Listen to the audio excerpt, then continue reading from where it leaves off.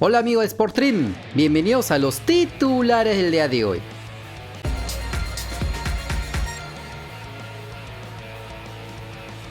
Por la jornada 32 de la Liga Santander de España, el Celta de Vigo de Renato Tapia le ganó por 2-0 en su visita al Athletic Club de Bilbao. El volante nacional estuvo como siempre en la banca de suplentes, pero ingresó a los 75 minutos cumpliendo una decente actuación, ganando en los duelos individuales, cortando las jugadas rivales, friccionando en el final del encuentro, que lo ganaban con los tantos de Yago Aspas y Fran Beltrán. Con este resultado, el equipo de Balaídos es 11º con 39 unidades y la próxima fecha recibirán al Getafe el 20 de abril. Por la jornada 8 de la temporada regular de la Major League Soccer, el New York City de Alexander Callens le ganó como local por 6-0 al Real Salt Lake. El defensa nacional fue titular, jugó todo el partido, cumpliendo una buena actuación, como casi siempre en esta liga, despejando, bloqueando los remates contrarios, pisando el área contraria, en un partido donde fueron amplios dominadores, y es por esto que lo definieron en el primer tiempo con el tanto de Thiago Andrade y el doblete de Valentín Castellanos. El complemento solo sirvió para que el goleador Tati Castellanos complete su póker, ya que marcó 4 goles en total.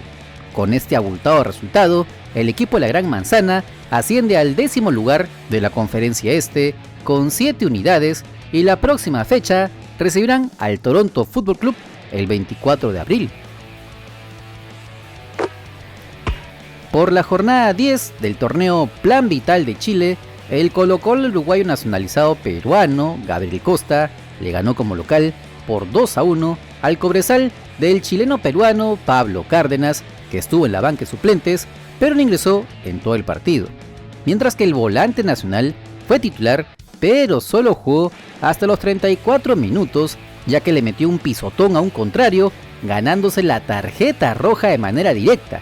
Algo inusual en el Gaby Costa, ya que no lo expulsaban desde el 2017 cuando jugaba en el Sporting Cristal, y esta es apenas la 6ª roja en toda su carrera.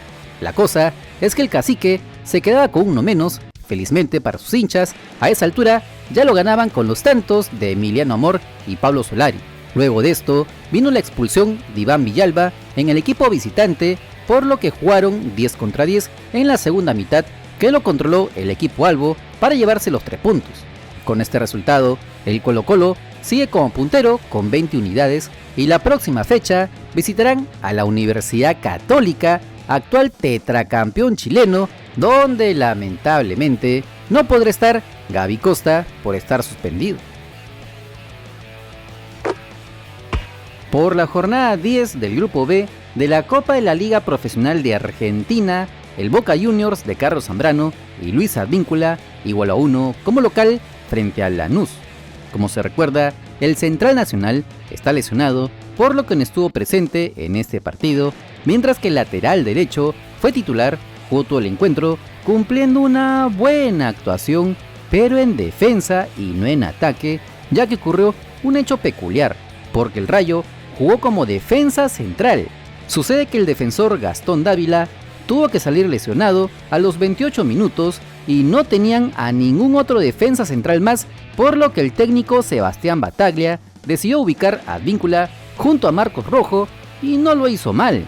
Usó su velocidad para cerrar a los atacantes contrarios y evitar más goles, ya que en ese momento estaban empatando con los tantos de Sebastián Villa y José Sant. Lastimosamente, no pudieron anotar más goles para llevarse la victoria.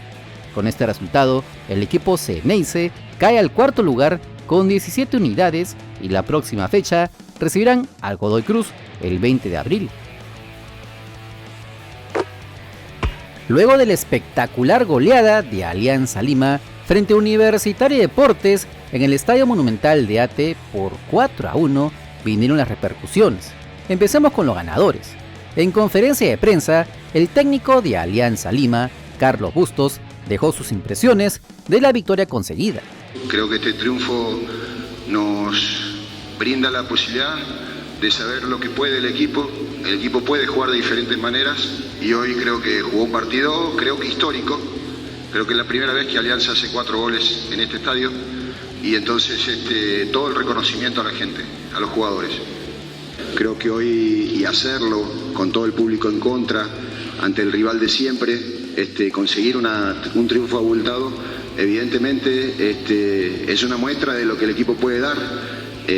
Por eso quiero recalcar esto de el agradecimiento a todo el plantel, no solamente a los jugadores que están acá, sino a seguir creyendo en lo que este equipo puede dar. Y creo que son parámetros, ya no lo había puesto a pesar de una derrota el día que jugamos con River, ya no había puesto un estándar alto que este equipo puede conseguir y creo que tenemos que ir por ese camino.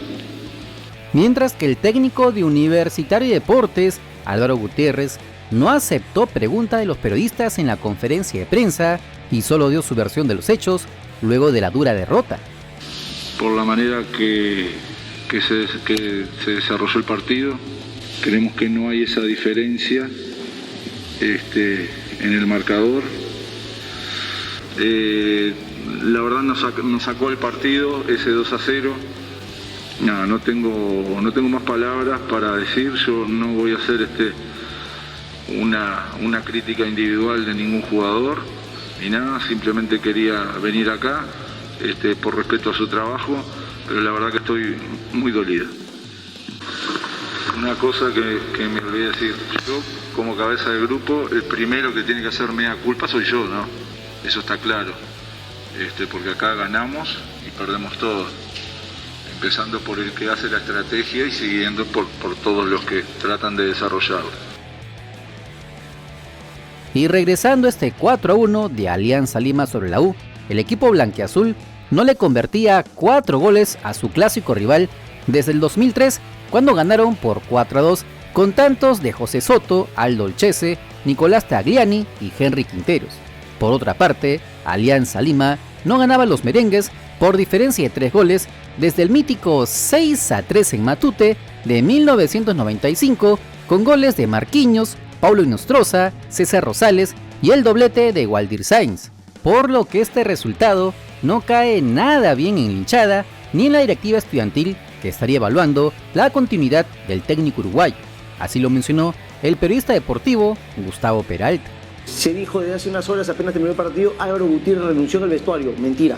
Álvaro Gutiérrez no ha renunciado en el vestuario, no le dijo nada a los jugadores, no les dijo ni les indicó me voy a ir, estoy analizando mi situación, nada por el estilo. Del entorno de Álvaro Gutiérrez es que él no piensa renunciar porque considera que tiene armas y todavía tiene cómo sacar esto adelante. Sin embargo, en la contraparte está la administración que lidera Gian Ferrari, que está analizando la situación. La gente que está cerca ya en Ferrari le ha recomendado que se cese en el cargo a Álvaro Gutiérrez. Esta es una decisión que el administrador Gian Ferrari está evaluando, analizando, escuchando, como digo, a las personas más cercanas que tiene a su lado. Entendemos que el día de mañana, muy temprano, va a haber una reunión en donde Gian Ferrari seguramente tome la decisión de si sí o no.